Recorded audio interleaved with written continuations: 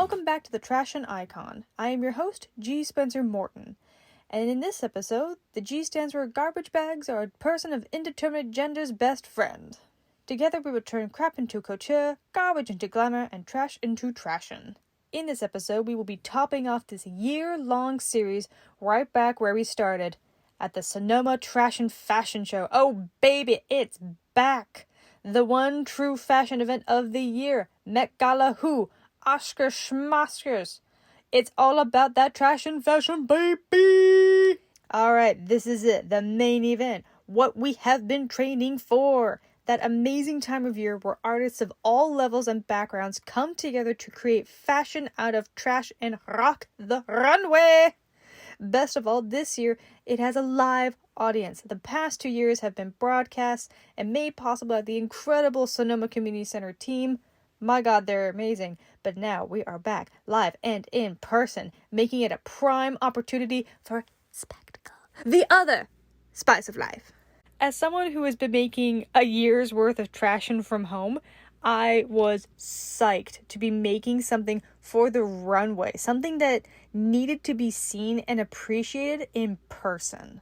What I made for this year's show might very well be my trashion fashion design magnum opus. Since I've been making trashion all year, I didn't have months to dedicate to one amazing trashion outfit. So I had to find a way to keep this one fresh and simple but surprising, like a fresh twist of lemon or jury duty. One animated film I've been deeply enjoying is this short film about Pierre Cardin's life. This is an incredible look at an ultra-refined designer's life and vision for fashion. It covers so much of his life, and the storytelling makes it feel like we are touring with him through life rather than just spectating at a distance. Monsieur Cardin's work epitomized the crossroad between Schiaparelli surrealism and Dior modernity. His work was outrageous but simple and elegant. Very mod, very perfect. I've been seeing a lot of references to Cecil Beaton's costumes for the film Gigi recently on my feed. Much like Gone with the Wind, great costumes, terrible film, and I will leave it there. But this beautiful sculpted bodice and sparrow shoulder detail really stuck with me. This is one of those gowns that once you see it, it really sticks with you and you kind of start seeing it everywhere. It's such a dramatic, romantic, and graceful gown. It has this Roman romanticism, very, very Diana of the Forest sort of vibe. Very mythological goddess of a bygone pantheon. It further reminded me of Madame X, a painting by John Singer Sargent. These designs both lend themselves to creating the illusion and emphasization of voluminous figures. They're very curvaceously oriented. With these two contrasting design inspirations, it was very difficult to determine which direction to go in. So I went with both. One of the most exciting designers I have found on TikTok is Evan Hirsch. He makes these marvelous, transforming dresses. His designs have been circulating on social media for a while now. The main gown I took inspiration from is this black and white one. It's very simple, not easy, simple. It's a strapless top with a skirt that unfolds from the shoulders to become the skirt. This one I could break down enough and readapt it for my own vision. I dare say I was subconsciously inspired yet again by the one true god, Anthony Powell. Specifically, and surprising to no one, I took inspiration yet again from Cruella de Vil's costumes in 102 Dalmatians, and how very cleverly Anthony transformed and communicated to audiences the separation between Ella and Cruella. He used a lot of softer, rounder, cuddly shapes for when Ella is good, and it showed her transformation into evil fabulosity with highly tailored, sculptured, sinister silhouettes. He very visually communicates who is good and who is evil by their shape, and It's so obvious and so subtle. I love it. It's camp. I love it. But what material to choose? What material could I trust to behave and best show off these inspirations? You guessed it, I assume. Garbage bags! Trash bags are a blessing and a bane of my design existence. On the one hand, they're very strong, flexible, highly workable, and come in universal colors, black and white. On the other hand, they cannot decompose, and for some reason, we all agreed to put our non-decomposing rubbish into these bags that also will never break down. Why are we putting things that don't break down into other things that don't break down to sit in a pile of things that don't break down? What are we doing? And while they do not decompose, they do wear down over time, exposure to the elements. When plastic trash bags do break down, it does the thing that we all expect it to do by now. It distributes and sheds microplastics, which are increasingly contaminating the oceans, harming marine life, and entering our food supply. Just like we discussed in the last episode about faux fur. And in addition, toxic substances are released into the soil as plastic bags perish under sunlight, and if plastic bags are burned, they release a toxic substance into the air, causing ambient air pollution. So no matter what happens, it's bad. Plastic bags are dumped indiscriminately into landfills worldwide that occupy tons of hectares,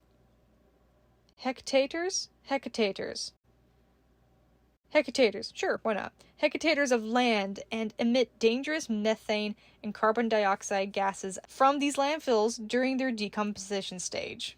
The average American household uses 100 trash bags per year. That's upward of 12 billion trash bags used annually in the United States alone. That is insane. Why do we insist on using incredibly strong materials for one-time uses just to be thrown away and not decompose? Especially our recycling. Please don't put your recycling in a plastic bag. That kind of defeats the purpose. One excellent solution is a compostable trash bags. They're a great alternate to single-use plastic bags. These bags are 100% plant-based and are designed to break down very quickly under certain conditions, typically high heat and moisture. This might mean they take longer to break down in landfill conditions compared to home composting, but when they do, they don't result in microplastics entering the environment, that thing we keep talking about. Be wary of bags and packaging that claim to be biodegradable and plant-based.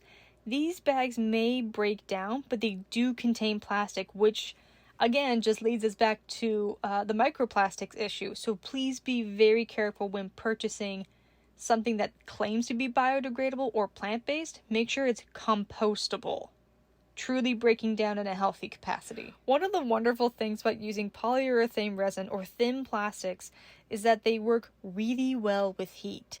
Like, don't set it on fire, that's how you get the toxic gas. But, a low heat over time, it can work really well.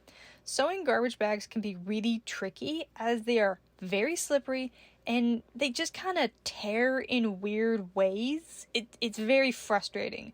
But once you have all of your pattern pieces for your garment, you can just iron the seams together and they will melt into each other fabulously, just like with the twister dress. Same concept. To make this transforming gown, you basically make two garments and attach them.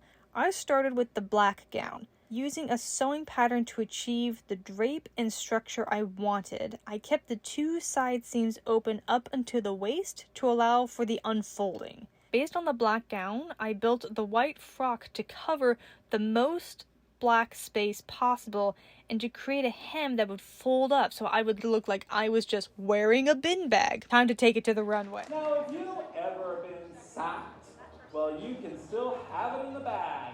Designer and model G. Spencer Morton, Sonoma Community Center's fiber studio artist for the past year, walks our runway in Save Magnifique, their spectacular take on making the best of the worst.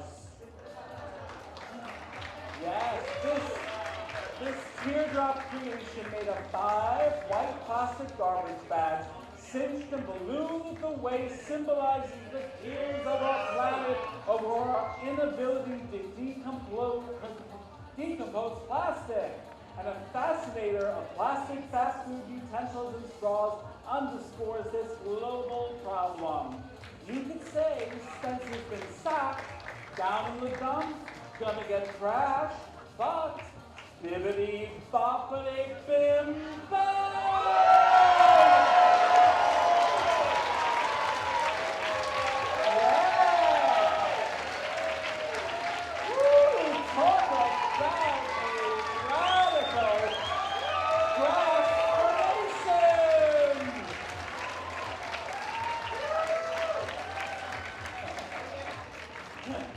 From day to night, white to black, Spencer is a vision in this gown fashioned from 8 black trash bags. Inverted pleats were heat fused and the neckline and shoulder was slashed for intrigue. Beautiful in its simplicity, it underscores the indestructibility of plastic. Garbage into glamour, crap into couture, trash into trashin'. These are the taglines of Spencer's YouTube show, the Trashion Icon. If you haven't seen, that was the mission of their residency at the community center. Yes. And you can all come and see the culmination of their year's work, creating Trashion Fashion, April 15th to the 30th. You know where? The community center at Sonoma Community. This garment is so very much about the material and the structures it can create. The way it can go from this bulbous and bright to silky and sinister is a reflection of the inspiration and materials.